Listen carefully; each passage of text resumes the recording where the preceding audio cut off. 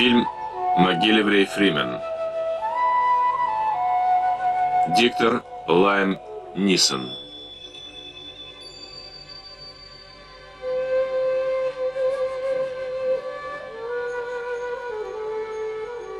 Есть места, которые выше всех остальных.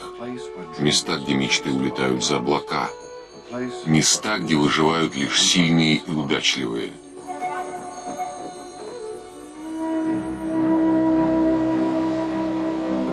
Вершина мира, где свирепствуют ветры, пустынное смертоносное пространство, где не могут жить люди.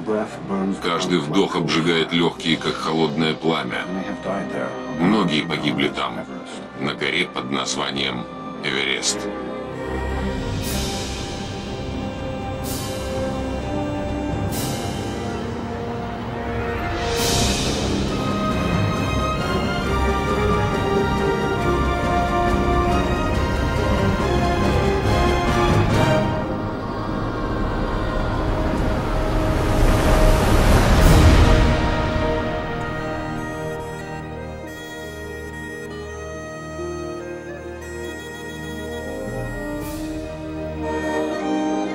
В детстве отец мне сказал, что высочайшая гора в мире – жилище богов. Мой народ, шерпы, исповедует буддизм. Мы называем гору Эверест Джомолунгма, или богиня, живущая на вершине. 50 лет или больше все, пытавшиеся взойти на вершину, отступали или погибали. Потом в 1953 году два альпиниста достигли вершины. Эдмунд Хиллари и мой отец, Тенсинг Норгей.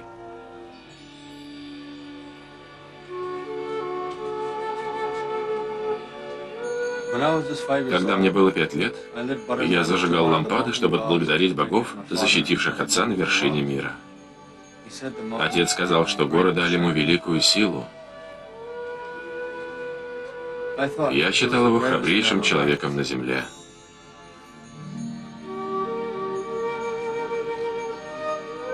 Теперь, через 43 года после его восхождения на Эверест, я сам готовлюсь к покорению вершины. Видимо, это у меня в крови. Первое, чему я научился – самоудержание. Это единственный способ остановиться, если падаешь и скользишь по скользкому обледенелому склону.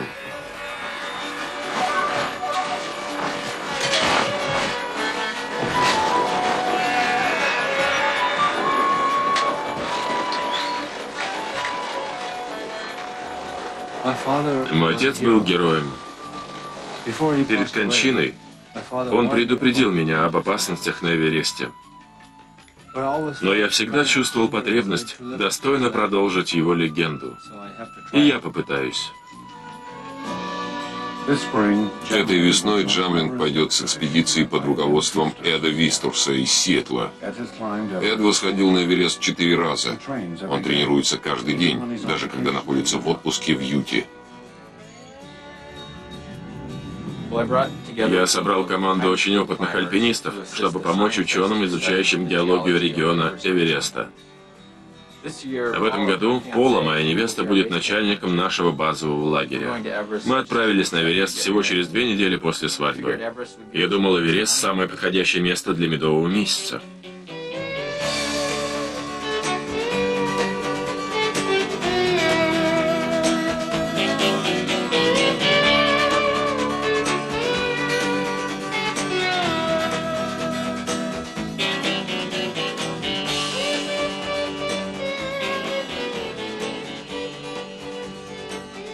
Разница между Эдом и мной в том, что я называю 5-часовую поездку на велосипеде тренировкой, а он разминкой.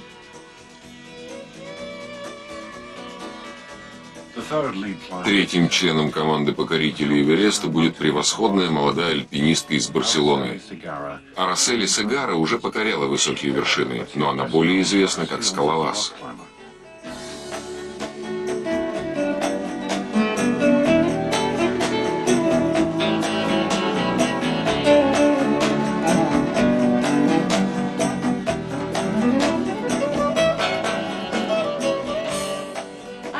Мне нравится ездить на пляж и карабкаться по скалам, но я предпочитаю ходить в горы.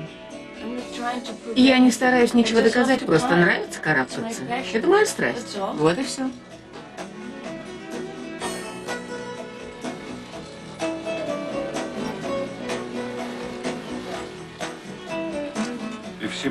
Если Арацели удастся дойти до вершины Эвереста, она станет первой женщиной-испанкой, сделавшей это.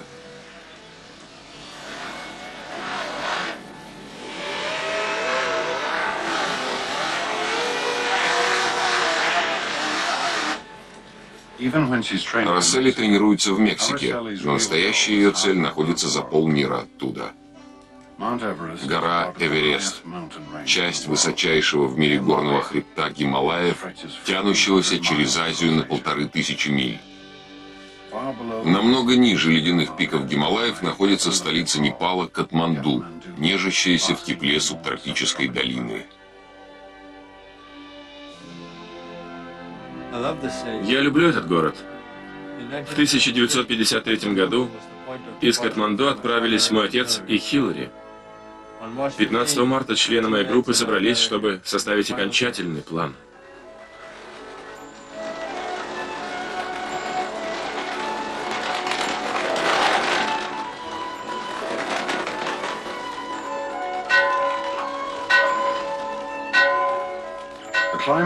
Альпинисты приехали в Катманду, чтобы помочь английскому ученому Роджеру Биллему. Роджер хотел, чтобы они разместили на горе Эверест приборы для изучения геологии. Сумио Сузуки из Японии должен был вести дневник экспедиции. Арацели Сигара, Испания. Не знаю, достаточно ли я сильная, никогда не восходила на Эверест.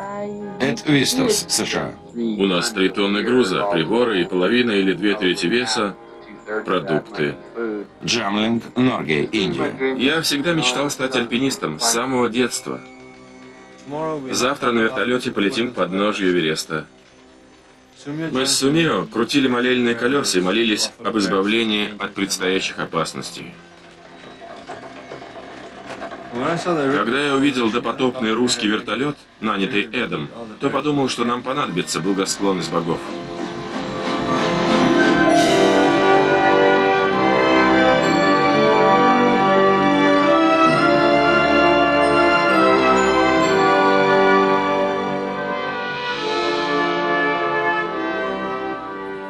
Этот грузовой вертолет не мог лететь высоко, то есть до базового лагеря. Но он давал нам преимущество в 2700 метров. Оттуда мы должны будем пройти пешком больше 30 миль до базы на горе Эверест.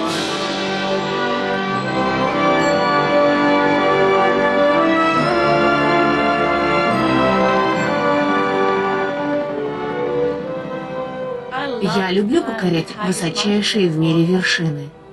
Большинство из них здесь, в Гималаях. У Арацели страсть покорять высокие горы. Задача Роджера Биллема понять, как они формируются. Континенты перемещаются, и когда два массива суши сталкиваются, все эти твердыни должны куда-то деться. И они поднимаются. И именно такое столкновение создало горы Гималаи. Примерно 100 миллионов лет назад суша, называемая нами Индия, двинулась на север, к Азии. Когда континенты медленно столкнулись, Индия вошла под Азию. Скалы между ними были сжаты и выдавлены, сформировав таким образом Гималаи. Индия продолжает углубляться под Азию. И каждый год гора Эверест растет примерно на 0,7 сантиметра. Высотой 8708 метров гора Эверест находится на 5,5 миль выше уровня моря, являясь высочайшей на Земле.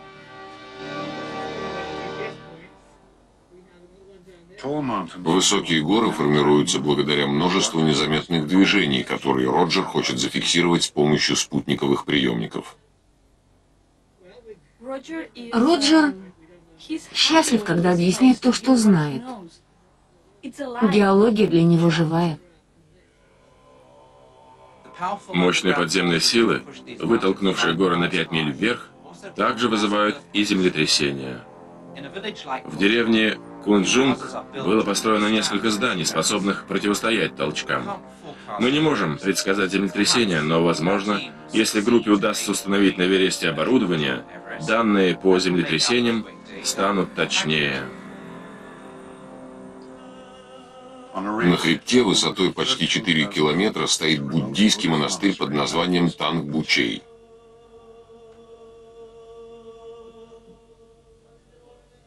43 года назад мой отец остановился в этом монастыре, чтобы получить благословение на восхождение на Эверест. Шерпы верят, что горные боги защищают почитающих их, но гордость и надменность могут разозлить богов, что приведет к страданиям или даже к смерти.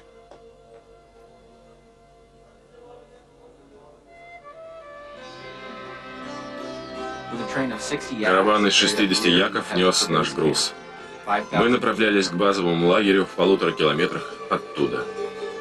Поднимаясь выше, альпинисты рискуют заболеть горной болезнью. Но если восхождение постепенное, организм приспосабливается к низкому содержанию кислорода. Это называется акклиматизацией. Количество эритроцитов удваивается, и кровь обогащается кислородом. Выживание на высоте 9 километров с точки зрения медицины проблематично. Человек, за несколько минут поднявшийся с уровня моря на вершину Эвереста, сразу потерял бы сознание, а потом умер.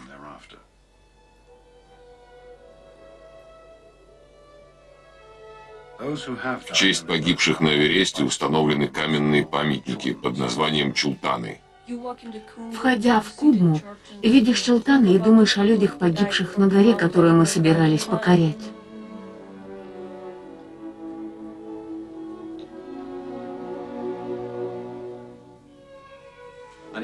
2 апреля мы достигли подножья Эвереста. Здесь, на гигантском леднике, мы разбили базовый лагерь. Рядом с палатками находились десятки других экспедиций, все с одной целью – покорить пик в 2 милях над ними. Это беспокоило то, что на горе так много групп. Многим из них явно не хватало опыта. В этой базе Джамлинг разбивает груз на партии и отправляет их с самыми сильными шерпами – вершинной командой. Большинство шерпов, вроде меня, могут нести тяжелый груз, не заболевая и не задыхаясь. В нашей крови больше кислорода, и когда я говорю, что альпинизм у меня в крови, это не шутка.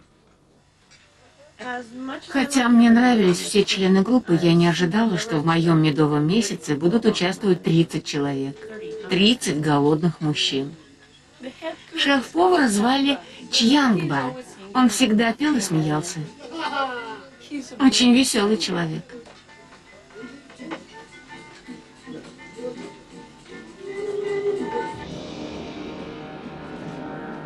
По несколько раз в день в базовом лагере мы слышали рев лавин.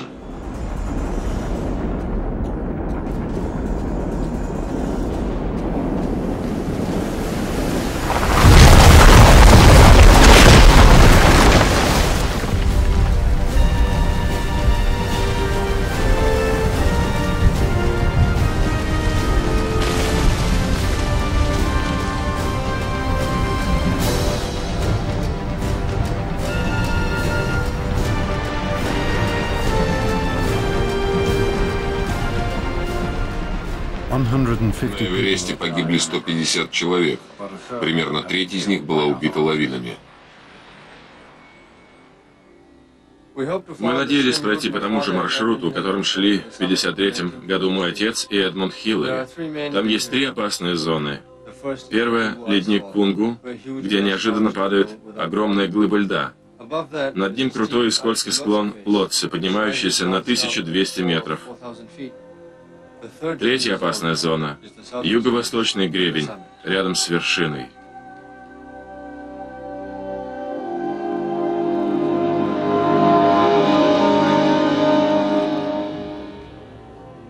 Ледник – это замерзшая река, глубиной около 150 метров, сползающая вниз больше, чем на метр в день. Некоторые из гигантских ледяных блоков весят более 40 тонн, и если они вдруг сорвутся, то моментально раздавят всех.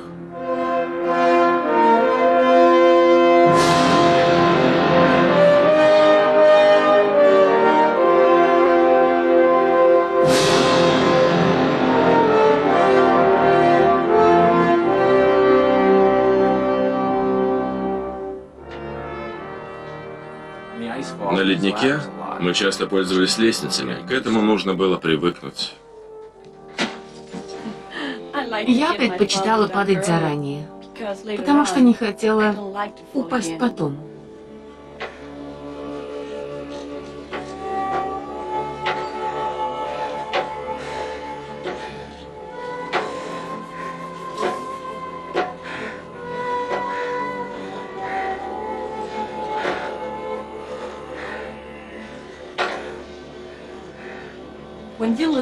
При взгляде вниз возникал вопрос, какова же глубина у трещины, но мне не хотелось это выяснять.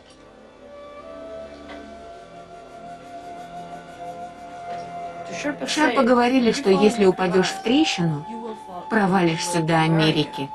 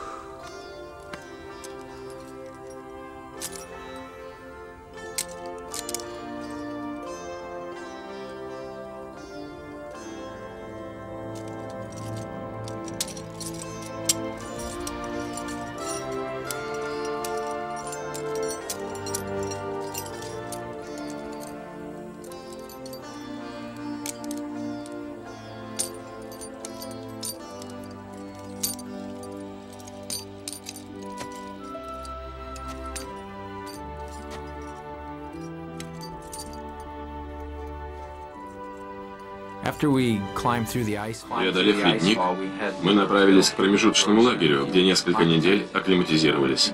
Если слишком быстро продолжить подъем, есть риск получить отек, при котором легкие наполняются жидкостью. И это может привести к смерти.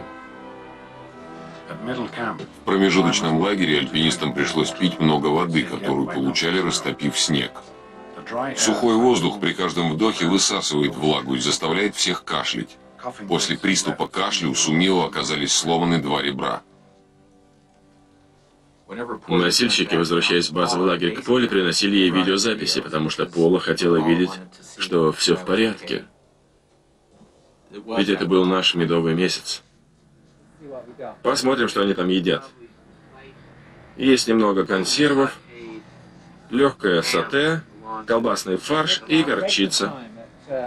У вас сейчас время завтрака, как в базовом лагере, да? Это довольно скучно. Сейчас я думаю о мороженом, с шоколадом и сверху немного сливок. Было бы здорово. 7 мая. После 5 недель на высоте 6,5 километров группа акклиматизировалась. Теперь каждая капля крови может переносить больше кислорода. Они готовы идти к вершине. Но сейчас на вершине бушуют ледяные ветры ураганной силы. Почти год метели и сильные ветры делали Эверест недоступным. Иногда в мае можно выждать спокойную неделю, ясную погоду, когда удастся подняться к вершине. Наверху очень ветрено, поэтому я решил остаться внизу. Это нелегко смотреть, как поднимаются другие группы, а потом думать, не упустил ли ты единственный шанс достичь вершины. Из 12 других групп самую большую возглавлял мой друг Роб Холл из Новой Зеландии, очень опытный альпинист. Эд Висторс и Роб Холл.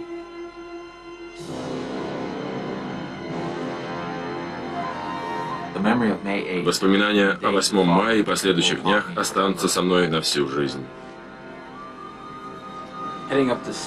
Ступив в тот день на крутой ледяной склон Лотси, мы увидели колонну из более чем 50 альпинистов, включая моего друга Роба Холла. Им предстояло восходить 3 дня, чтобы достичь вершины. В тот момент, хоть я и ощущал беспокойство, но еще не подозревал, какой кошмар им предстоит. Через 2 дня большинство альпинистов достигли вершины. В конце того рокового дня на вершине горы разбушевался жестокий ураган.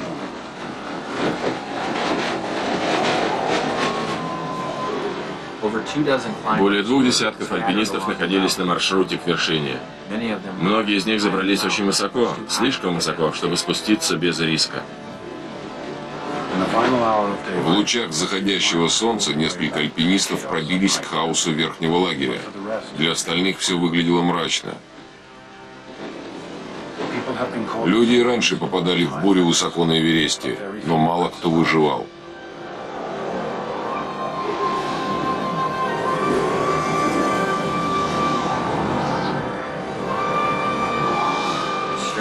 У альпинистов кончились запасы кислорода. Когда температура упала до 73 градусов, 17 альпинистов оставались наверху, включая Роба. С наступлением ночи большинство альпинистов просто сидели, надеясь пережить ночь. В тот вечер со мной связалась Пола и напомнила, что жена Роба, Джен, на 7-м месяце беременности. Мы все осознали то, что в горах у нас друзья, застигнутые бурей, борются за свою жизнь, и, возможно, некоторые из них не выживут. Я знал, что не смогу уснуть.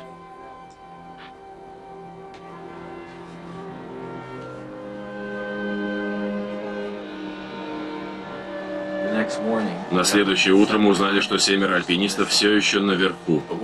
Но один из застрявших держал радиоконтакт. Это был Роб Холл. Он преодолел трудности и выжил при арктическом ветре на высоте 8,5 километров. У Роба не было сил двигаться, но он не собирался сдаваться. Очисти лед с маски и начинай двигаться. Тебе нужно добраться... Говорить с Робом по рации было трудно.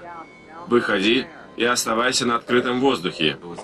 Я ничего не мог сделать для него. Я был в среднем лагере, а до него нужно было подниматься 2 дня. С помощью самодельного устройства мы связали Роба с его женой в Новой Зеландии. Когда услышали их разговор по радио, не выдержали. Мы все заплакали.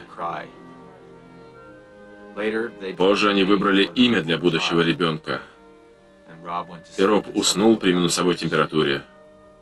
Ночь он не пережил.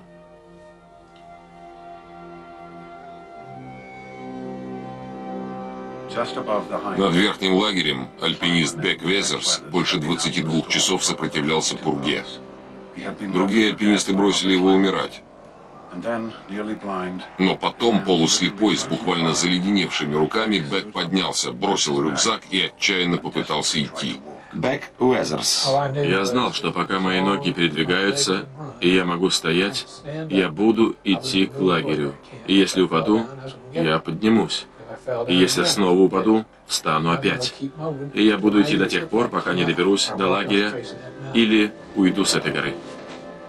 Товарищи Бека были уверены, что он лежит в снегу мертвый. Они были поражены, когда он приковылял в верхний лагерь. Жизнь Бека была на волоске, но Эд решил спасти его. Съемочная группа отложила аппаратуру и пошла со мной в гору, в пургу. Мы уже потеряли Роба, и мы были твердо намерены спасти Бека. Он почти ослеп и был так слаб, что мы фактически переставляли его ноги. Но даже с нашей помощью Бек не мог преодолеть ледник. Его отмороженные руки нужно было срочно ампутировать. Времени было в обрез. Нужно было немедленно эвакуировать его оттуда. Эвакуация на вертолете с высоты 6 километров казалась невозможной. На высоте воздух так разрежен, что лопастям почти не за что зацепиться. В любой момент вертолет мог потерять высоту и упасть. Единственный предыдущий полет сюда закончился крахом.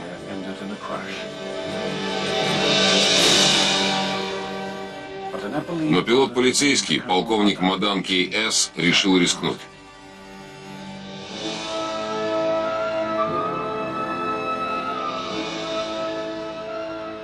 Даже когда вертолет преодолел ледник, жизнь Бека все еще была в опасности. У пилота были трудности с посадкой. Никто не был уверен в том, что он не разобьется. Альпинисты уложили Бека в машину. Летчик попытался взлететь. Наконец ему это удалось.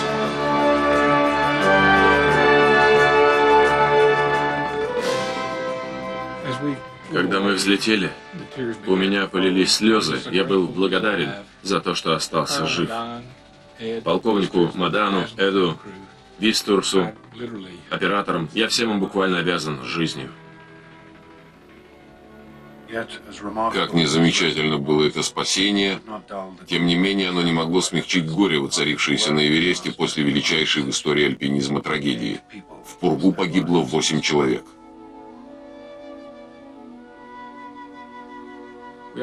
Мы все вернулись в базовый лагерь. Мы с Полой долго сидели, обнявшись. Трагедия сильно потрясла нашу группу, особенно меня, потому что Роб был близким другом. И печально думать о его жене, ждавшей ребенка, и понимать, что мой добрый друг не приедет домой и не увидит рождения своего первенца.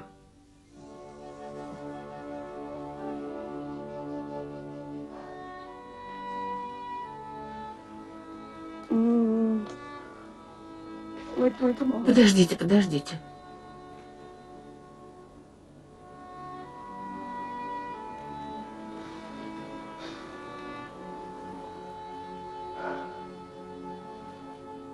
Мне не нравится восходить на Эверест, когда по пути умирают люди. Я не боюсь, но идти мимо умерших и замерзших, видеть их мне не нравится. Это все. Базовый лагерь превратился в город-призрак. Почти все другие экспедиции ушли. И мы думали, может, нам тоже лучше уйти. Я послал письмо в монастырь, спрашивал, отказаться ли от восхождения. Прошло 7 дней. Я почувствовал, моя мечта ускользает. Но потом пришли хорошие вести о Беке. Я почувствовал себя легче и сильнее. Через несколько дней после возвращения Бека домой в Даллас, он вступил на долгий путь к выздоровлению. Он потерял обе отмороженные руки, но не пал духом. Не утратил волю к жизни, и его чудесное выздоровление подняло и наш дух. Мы снова начали думать о восхождении, но сильный ветер по-прежнему сдувал с вершины огромной массы снега, поэтому перспектива казалась не блестящей. Я бы не хотела восходить при ветре. Это невозможно. Невозможно. Только гора говорит, можешь ты восходить или нет. И, наконец, я получил весть из монастыря. Боги не противились моей затее. Каждый из альпинистов принял тоже отважное решение. Нужно попытаться снова. Для очищения духа они провели церемонию пуджа, потом отбросили мрачные мысли и еще раз последовали за Эдом через ледник.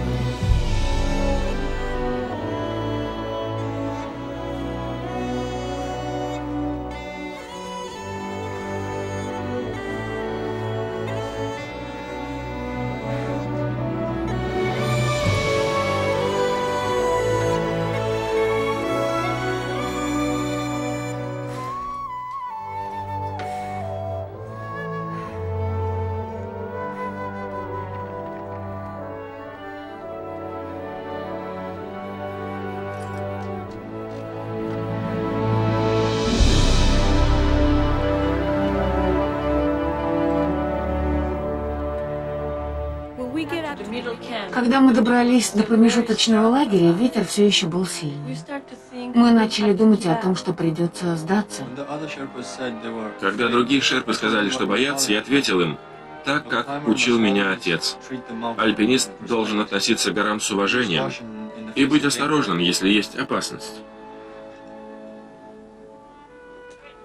Я эмоционально не была готова к новому походу Эда к вершине. Мне пришлось собрать всю свою смелость и отпустить его. Никогда не доводилось делать ничего труднее. У нас было мало времени. Мы решили подняться выше, чтобы занять позицию для восхождения, если ветер уляжется. Но сначала нужно было добраться до склона Лотце, находившегося в 2 днях утомительного пути.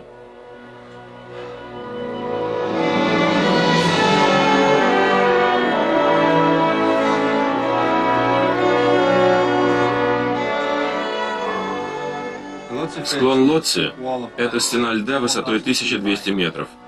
Мы пользовались закрепленной веревкой, но люди гибли здесь постоянно. Они совершали ошибку и падали. Пролетев по склону не меньше мили, они проваливались в бездонную трещину.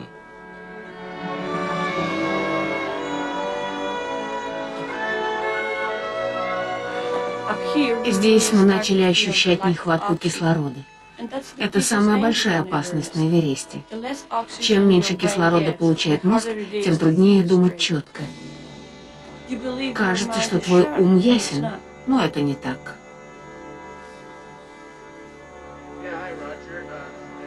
От верхнего лагеря до вершины оставалось треть пути. Наконец ветер на вершине утих. На высоте 7800 метров было довольно сложно установить приемники и наладить их. Я не сказал Роджеру, что нам могут попасться сотни камней, которые некогда были на дне моря. У нас было много груза и без камней для Роджера. 22 мая. Группа в тот вечер собиралась направиться к вершине, а Сумио должен был, несмотря на сломанные ребра, поддерживать радиоконтакт из лагеря. Эд волновался, получила ли Пола запись, отправленную в базовый лагерь. Когда ты получишь эту запись, я буду на пути к вершине, но, возможно, я поверну назад. Я буду очень осторожен. На этой высоте ум работает очень медленно. Невозможно спать, невозможно есть. Мозгу не хватает кислорода, тело не слушается, мышцы ослабевают.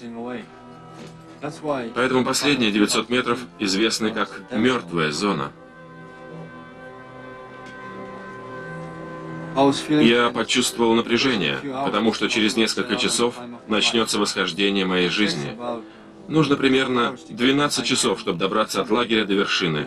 Надо было выйти в полночь, чтобы попасть на вершину к полудню. Эд собирался идти без кислорода, поэтому вышел в 11 вечера, на час раньше остальных. В полночь температура была -30. Арасели, Джамлинг и 5 шерпов уложили баллоны с кислородом и направились к вершине вслед за Эдом.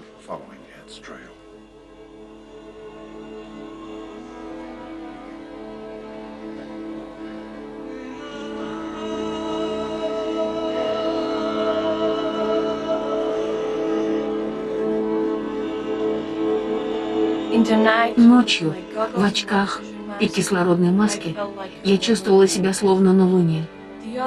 Остальные были рядом, но мы не разговаривали. Я чувствовала полное одиночество. Слышала лишь звук своего дыхания через кислородную маску.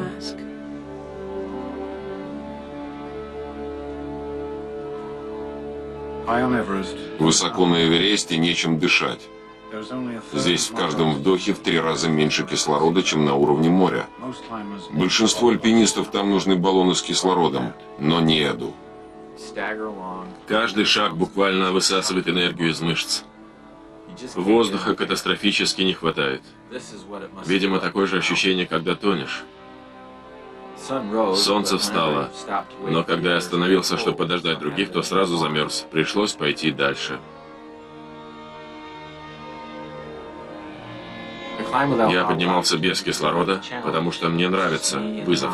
Только я и гора.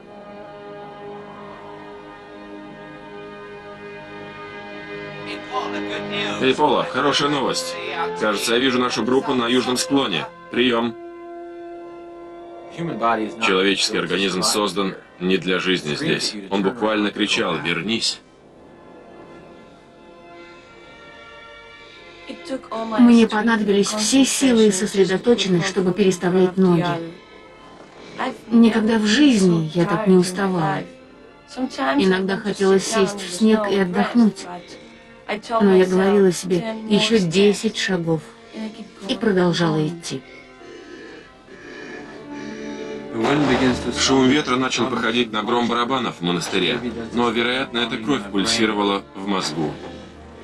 Когда боль усилилась, я почувствовал, что нахожусь у грани смерти, ближе, чем когда-либо раньше.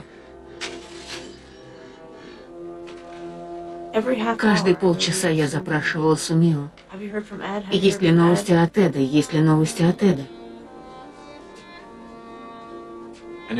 Я точно знал, где найду Роба, лежащего в снегу. Дойдя туда, я сел рядом с ним и заплакал. Хотелось еще раз услышать его голос с новозеландским акцентом. Но услышал я голос Полы, раздавшийся по рации. Я сказала, штурмуй эту гору, как не штурмовал никогда раньше. И он ответил, что ему не хватает воздуха. Но все равно весь путь к вершине, он только об этом и думал.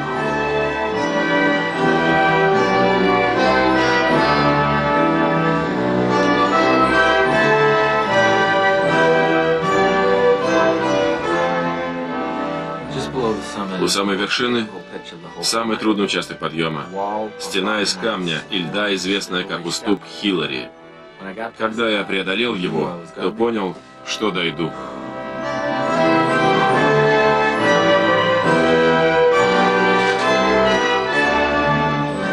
Автопортрет Эда Вистерса.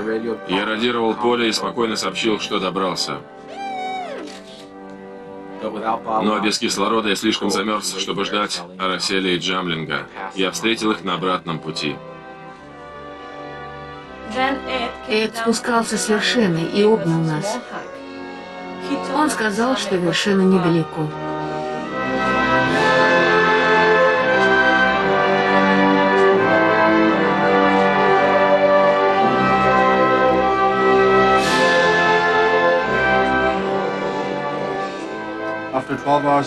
После 12-часового восхождения приходилось заставлять себя сосредоточиться. С каждой стороны хребта, больше чем на милю, были крутые обрывы. Оставалось всего 100 метров.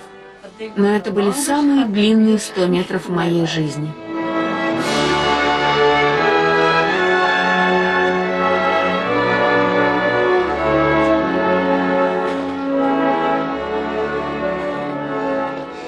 После долгих 9 недель они были на вершине. И Арасели Сегара стала первой женщиной-испанкой, достигшей вершины мира.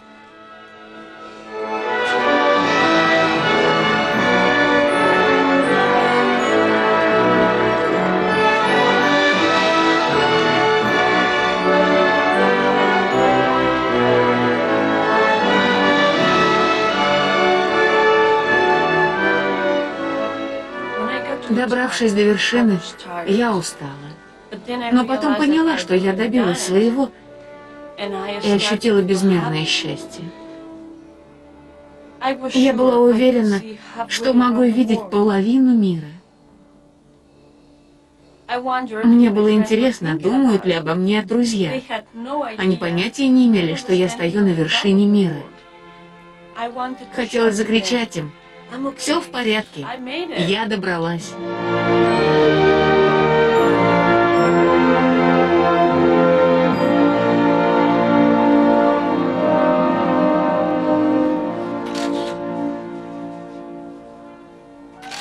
Несмотря на замерзшие руки, я сфотографировала Джамлинга. Он изрядно потрудился, чтобы добраться сюда. Я была очень рада за него. С детства я мечтал об этом моменте. Когда я стоял на вершине, мое сердце переполнилось счастьем. Слезы примерзали к щекам. Я оставил фотографии моих покойных мамы и отца, и его святейшества Далай-ламы, а также небольшую игрушку, купленную для моей 10-месячной дочери, и молитвенные флаги, как приношение Джамалунгме, матери богов всего мира.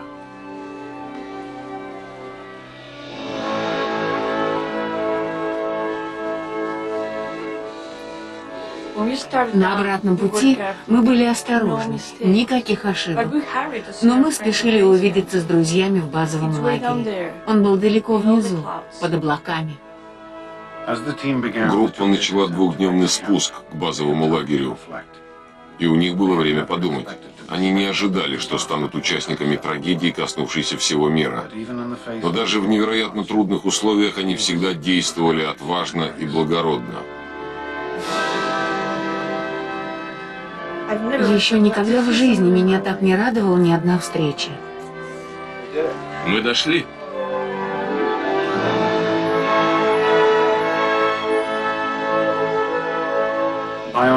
Высоко на Эвересте приборы Роджера посылали данные, которые когда-нибудь помогут геологам лучше понять землетрясение. А молитвенные флаги Джамлинга реяли на вершине мира и посылали иную весть.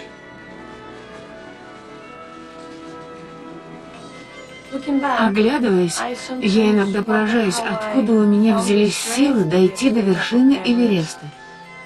Теперь я знаю, что эти силы дала мне страсть к альпинизму. Пола ждала меня в базовом лагере. Это было чудесно. Она поборола свои страхи и ободряла меня. И это еще больше сблизило нас. Я не думал, что восхождение изменит мою жизнь. Но так оно и случилось. В Катманду я зажег 25 тысяч лампад в благодарность за наше чудесное восхождение. Мгновения на вершине были священными. Там, над облаками, я соприкоснулся с душой Отца. С детства я смотрел на него с почтением. Но в моей душе жила жажда быть достойным его легенды. Я знаю, он рассмеялся бы, увидев меня на вершине Эвереста. Он сказал бы: «Джамлинг, сынок, тебе не нужно было проделывать такой долгий, трудный путь, чтобы повидаться со мной», словно он всегда знал, что я достоин этой горы.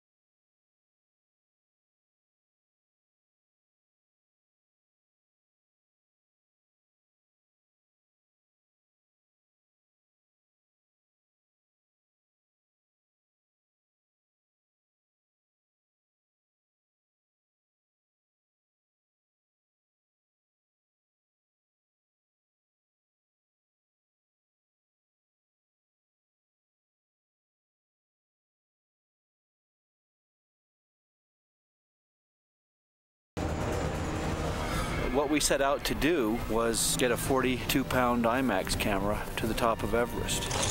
It was a very risky endeavor. People felt that getting the camera up to the top of the mountain was impossible. The people in the climbing team were shaking hands with death every time they climb a mountain. Getting to the summit is optional, getting down is mandatory. The wind can come up, can get dark, and you're in a snowstorm. You're in a fight for your life. The IMAX guys had come up. I pretty much assembled a dream team of climbing. Well, I don't like climb a route with people dead on the way. I got a call at 1:30 in the morning. Brad said, "They've made it. I can't believe it." And I said, "Oh my God, I can't believe it either." You're here, you know, this is it. I don't think I've ever been that emotional. They had so much courage and perseverance that they willed their way to the top of the mountain.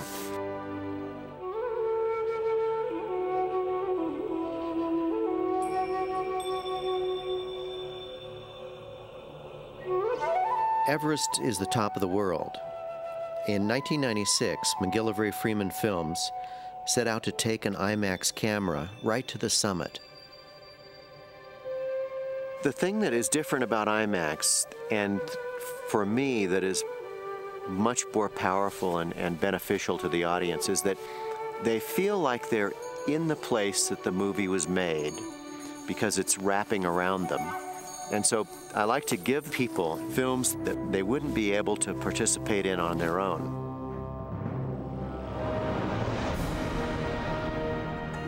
At McGillivray Freeman, we've made over 20 IMAX films over the past 25 years, more than any other film producer. We've given audiences a vivid sense of what it's like to soar above some of the most dramatic landscapes on Earth. We've gone underwater into the amazing world of our oceans. And we've also taken the IMAX camera inside the human body. About 10 years ago, I was thinking of different subjects to film in IMAX, and Mount Everest was one of the ones that became my most favorite. IMAX is the highest resolution film format in the world, where each frame is literally 10 times larger than 35mm normal motion picture. And the screens they're projected on can be up to 7 stories tall. Our idea was to put together a team of mountaineers and have the audience experience through IMAX what it's really like to climb Everest. It seemed crazy, but we wanted to take an IMAX camera, the largest film format on Earth, right to the top of the largest mountain on Earth.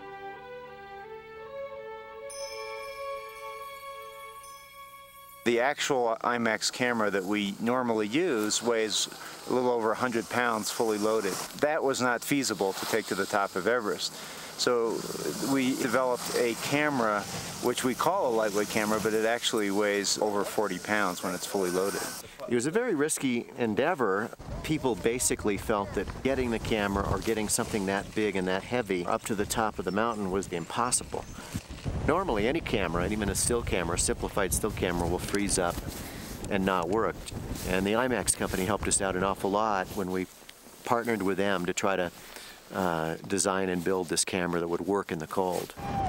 This is his first test. This camera has never been used before. It was built specially for this expedition and tested down to minus 40 degrees, and it absolutely worked flawlessly. This camera is remarkable. There's tremendous challenges to this format. For me, I had to rethink filmmaking. Almost every part of it, the pacing, panning, tilting, action, how fast action can move, where things should be in the frame. David was very open to learning what the fine points are in making IMAX movies. He went to Nepal in 1995 to shoot some IMAX rolls and get a feel for it. We hired a writer, Tim Cahill, who came up with a really nice script, and then they went off to film it. David coupled up with Ed Viesturs, who is probably America's finest high-altitude mountaineer at this point, thought to be sort of a Superman of mountaineering. We filmed Ed and his wife Paula training in Moab, Utah, by mounting an IMAX camera inside a Space Cam helicopter rig. This special gyro-stabilized device gave us steadier and more spectacular aerials than we've ever been able to do before.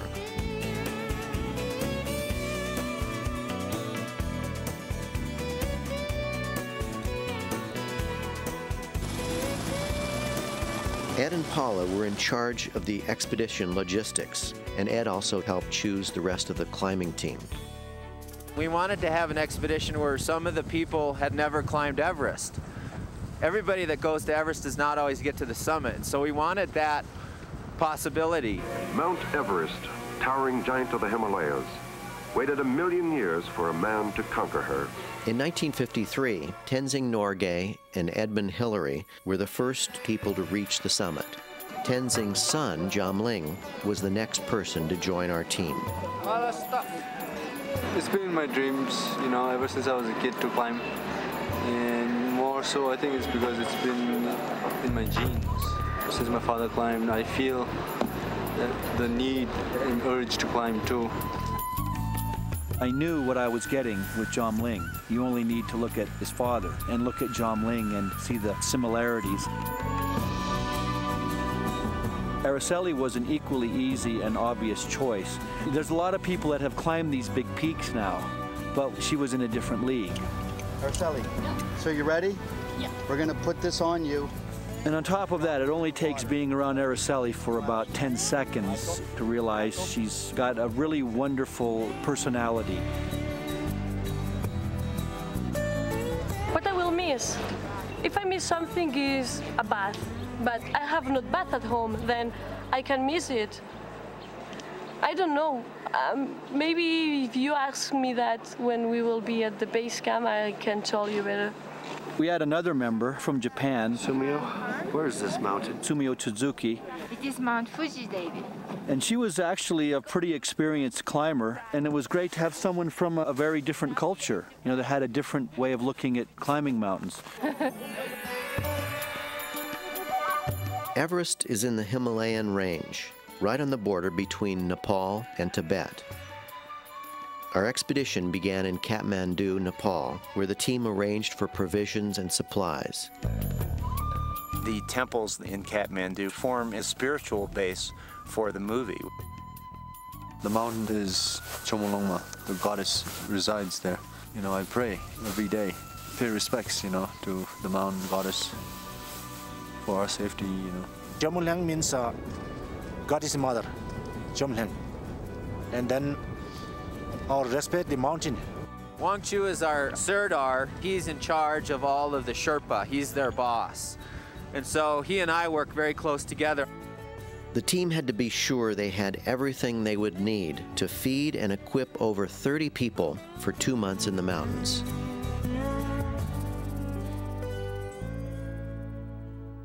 Once you leave Kathmandu, you take off in a vintage Russian helicopter, which is easily the most dangerous part of the whole expedition. These things are held together with chewing gum and baling wire. So it flies you up into a little town called Lukla, which is spectacular. It's at about 9,000 feet, and there's a huge wall of rock that just juts up into the sky for several thousand feet, and you just go, we're there.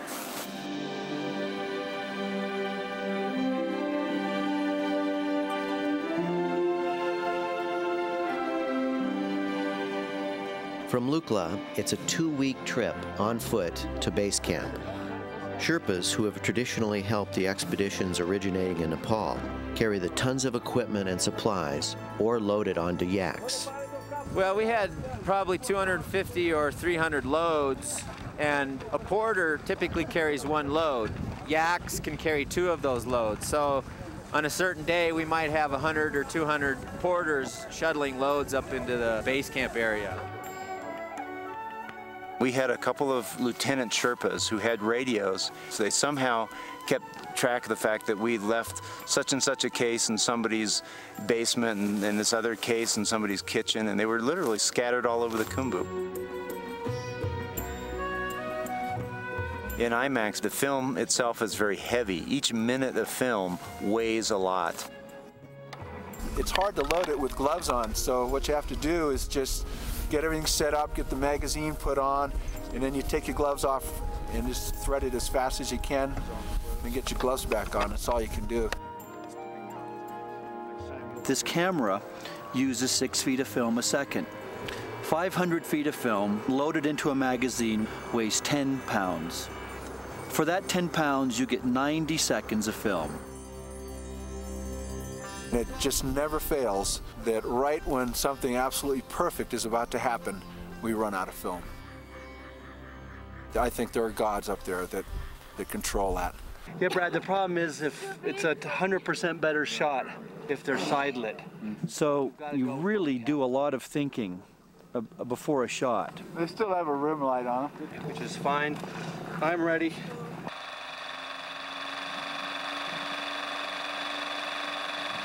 We had our exposed footage sent back weekly with yak herders in boxes, and we have organized the chain of transport to Kathmandu, and from there it went straight to Los Angeles, where it got processed. So we knew the camera was working, but you still didn't get what every cinematographer or director wants, which was to see the images yourself and decide, well, here's how I would reframe it.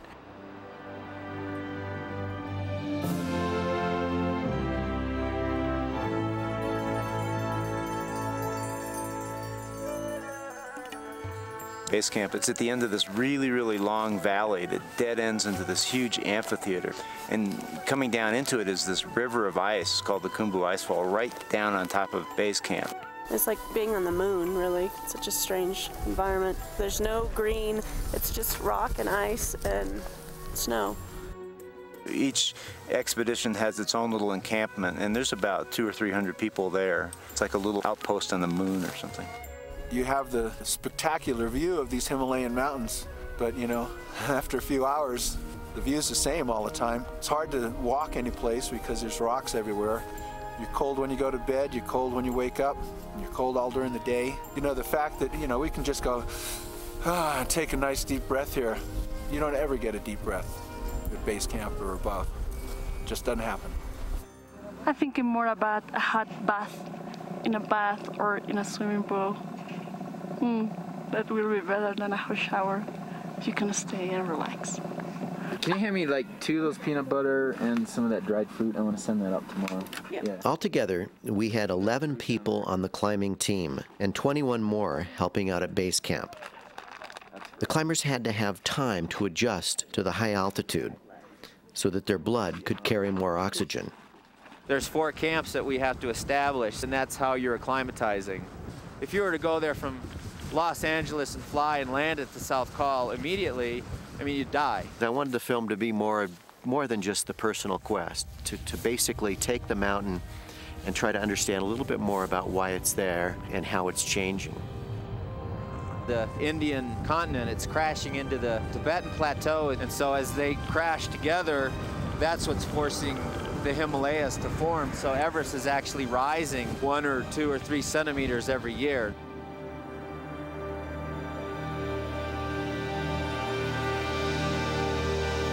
We worked with scientists to help install a GPS ground station high on Mount Everest to help measure the upward movement of the mountain. The overall goal of our expedition was to document an ascent of Everest in the IMAX format for McGillivray-Freeman Films.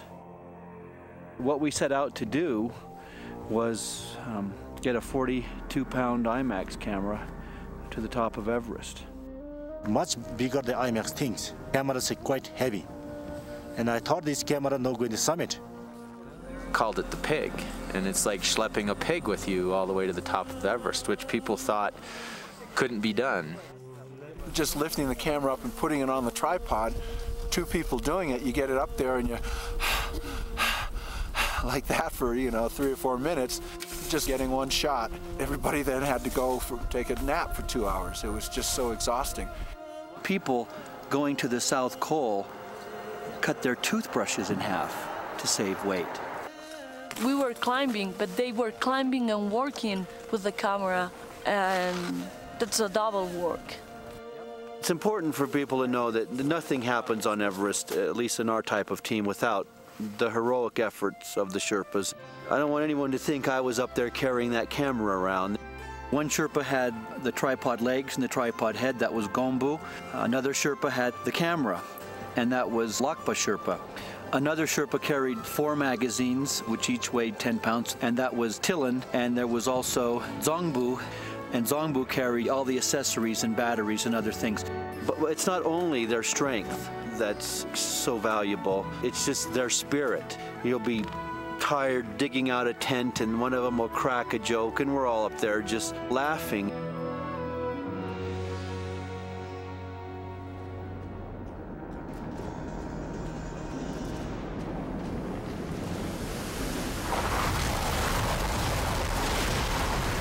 People in the climbing team, these mountaineers, they're shaking hands with death all the time every time they climb a mountain. Getting to the summit is half the climb. Getting down is the other half. And I have a saying that getting to the summit is optional, getting down is mandatory.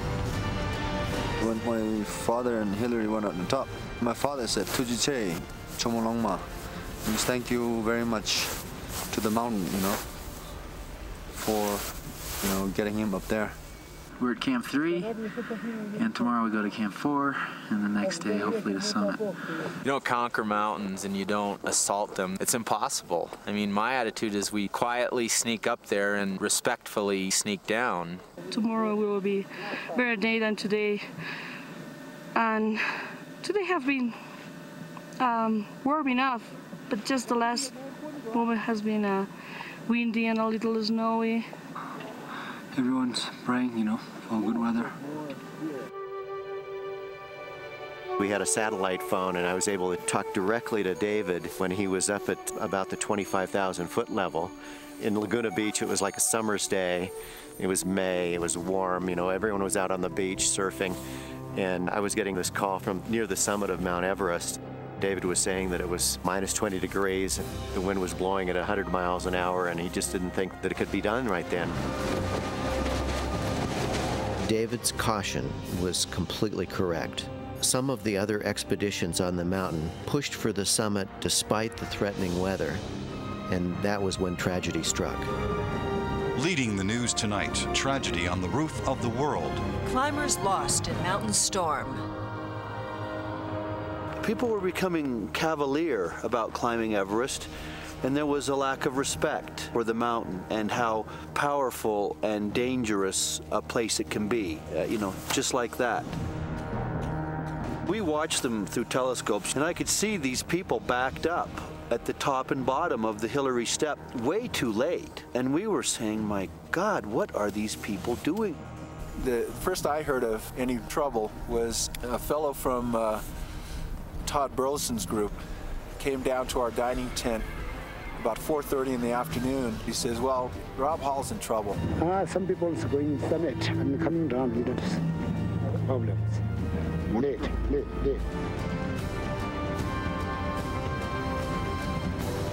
And then word comes that there's 17 people that haven't arrived back in Camp 4 from their summit attempt. Well, that was like getting hit in the chest with a 50-pound sledgehammer. It was just the unthinkable that happened. They arrived too late to summits, and they returned too slow in the wind. Without oxygen, they lost their way. David had given permission to the people at Camp 4 to break into our tent up there that had all our oxygen supplies and said, take all you need. Just packed the camera away and devoted our attentions to the rescue efforts.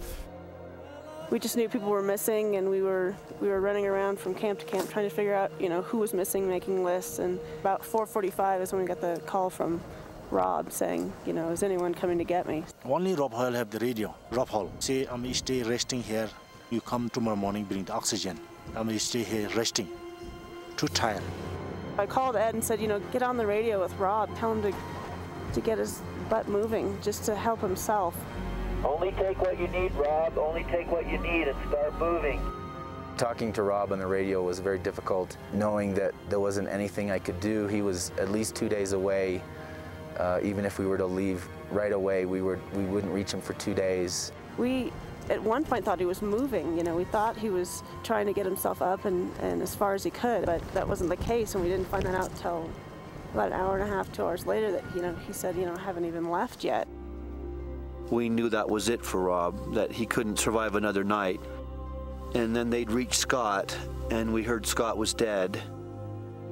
And then Namba and Beck were dead. You know, I became virtually certain that I was dead, almost like I was just floating along the surface of the ice, and then I drifted away. Beck's kind of a miracle, and Beck's also a mystery. It's a miracle he survived, and it's a mystery. I could see my family before me, and I knew that if I did not get up, I was going to spend eternity there. And I had a lot to live for, and I might not make it, but I wasn't going to go down easy.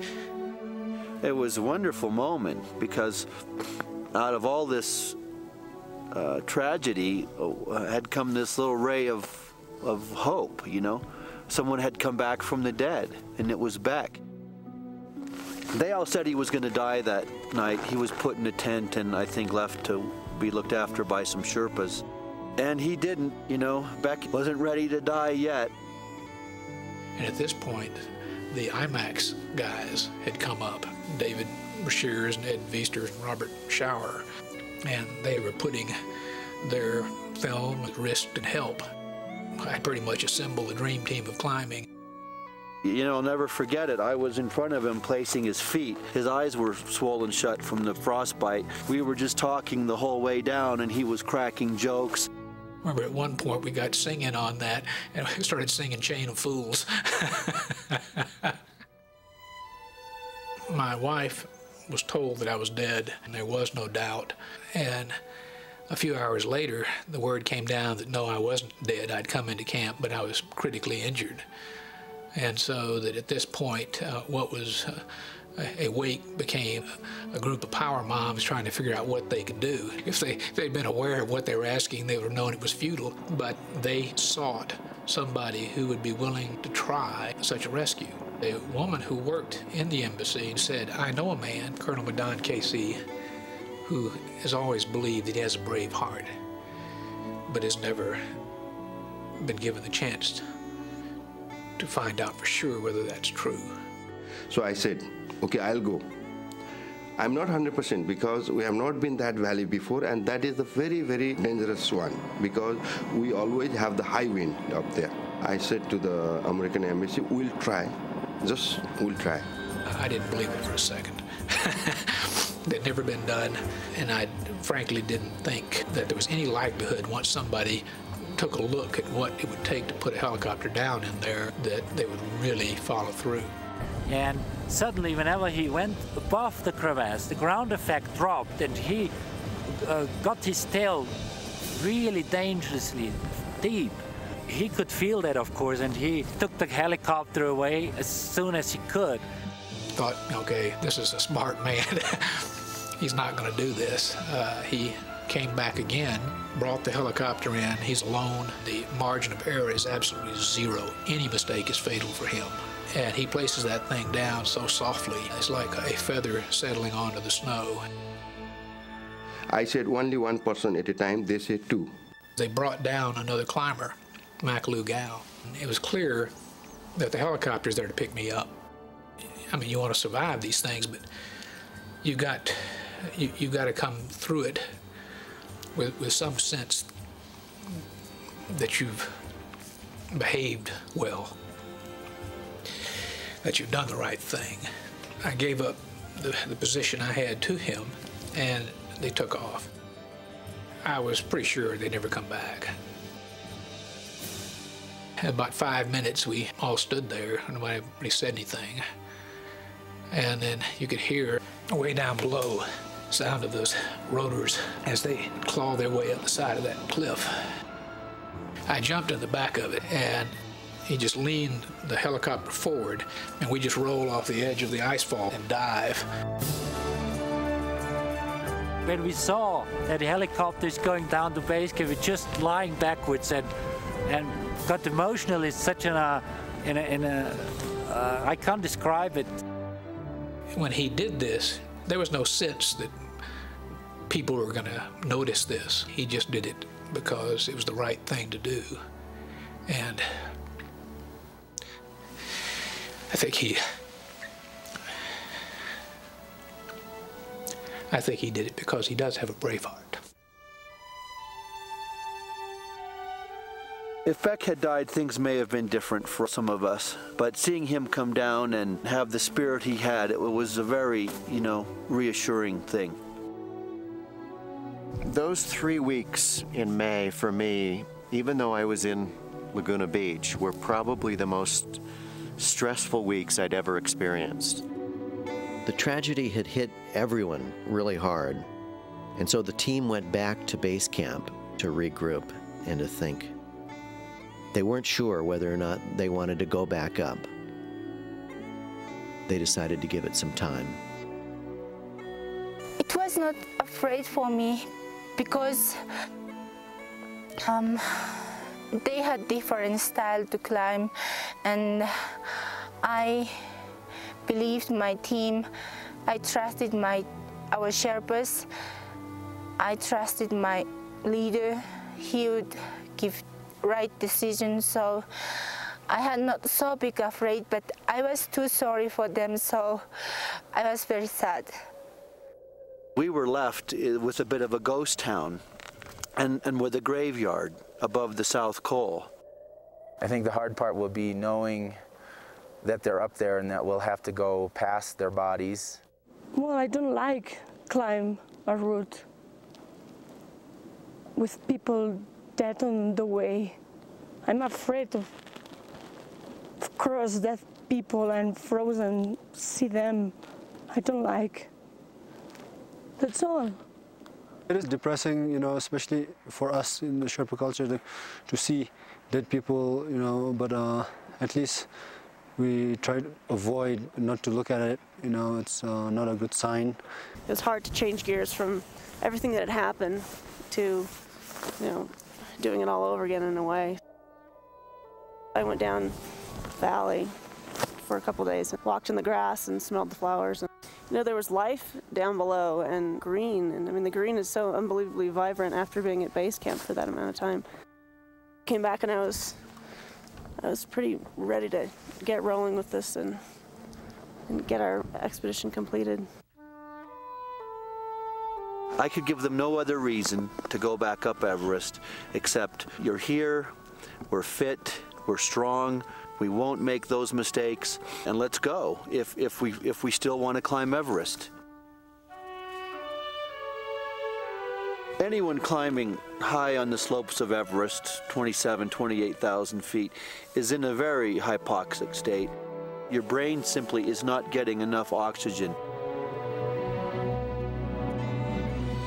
The death zone is anywhere from 24,000 feet up. There's just not enough oxygen. There's nothing that lives up there permanently. You get into the South Col at maybe 5 p.m. You collapse into your sleeping bag. By 9 p.m., you're up. You haven't slept. I couldn't sleep. I was really a bit worried. I thought maybe I went too far. Maybe I'm too old already. Maybe I'm not strong enough for that. And so I was wondering, did I still have it in me? Physically, mentally, that type of thing. So I really built it up as this huge thing. Sumio had some problems with her ribs, a lot of coughing. My rib, one is cracked, so 3 weeks before, and I think another one is 3-4 days before. So it's painful to have it in the night, especially, or when I cough it. But I don't think it, and I can forget. When it came time for her to go to the summit, I had to make a very, very hard decision, and a heartbreaking one, to crawl into her tent at 26,000 feet and say, Sumio, you can't go. It was very, very clear in my mind. There was a graveyard above us on that mountain, partially due to the fact that people who shouldn't have been allowed to go up high were allowed to go up high. Since I was climbing without oxygen, everybody figured that I would be climbing slower. So I left at 11 o'clock at night, and they left at midnight, thinking that by the time the sun came up and by the time the filming would start, they would have caught up to me. Because it had been 13 days since anyone had tried to climb, the trails were all packed in with snow. So he had to break through on his own, sometimes 3 or 4 feet of snow. But with Ed, he just has this ability to climb at high altitude that goes beyond other people's ability. Once I got climbing, I had a great day. I broke trail all day. It was the best, strongest day I've ever had in the mountains. Yeah, just getting up, you know, going one ridge, and I'm like, okay, the summit must be there. So you go up another ridge, okay, no summit. You're tired at that point, and it's not easy to keep your spirit up. But you are almost there, and you want to try it. Just try it. The 5 Sherpas who helped the climbing team up the mountain on the summit day were responsible for carrying most of the heavyweight equipment. It took 12 hours to get all the way to the top of the mountain. We could not have made this film without their spirit and their strength. These are the heroes of the expedition.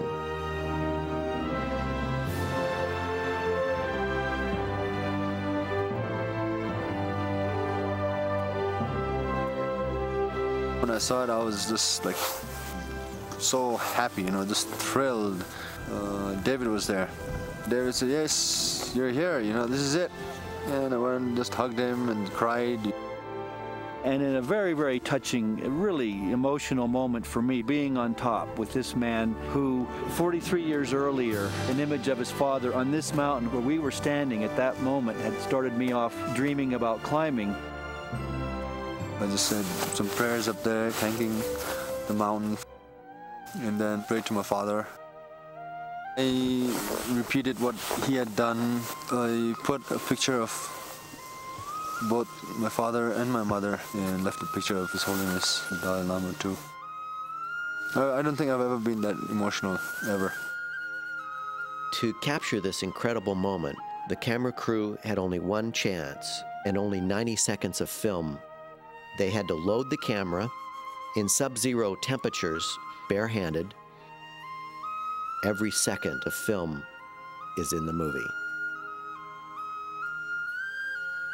Brad called me from base camp on the satellite phone and said, they've made it, I can't believe it. And I said, oh my God, I can't believe it either. They had so much courage and perseverance that they willed their way to the top of the mountain. You can't really relax or have this great feeling of joy and because you're still in this tenuous place and something could happen on the way down. But then when you reach the base camp, it's that exactly the moment when you just say, yoo-hoo! You give a hug to somebody and you just feel good. Then it's time to party, you know, and have a good time and reflect on what you just did. One of the best parts of expeditions is getting back home and just enjoying life and relaxing. And it's been a long 3-month expedition and 2 or 3 months of planning, so a lot of the stress now is gone and we can just relax and enjoy our success. But now in here, I feel like at home. It's really nice back the base camp with everything, with all my things, and take a shower. I feel really good. More happy than I expect. It was very nice and comforting. And just knowing that, you know, that is the place where my father was once, and 43 years later, I'm there too. But it was just an amazing accomplishment, and it was something that Ed and David had wanted to do, given what had just recently happened, that if you use your brains up there, if you're patient, you use your experience, you can go up and you can do it, and you can get back down safely. Plus, we got this ridiculously heavy camera up there.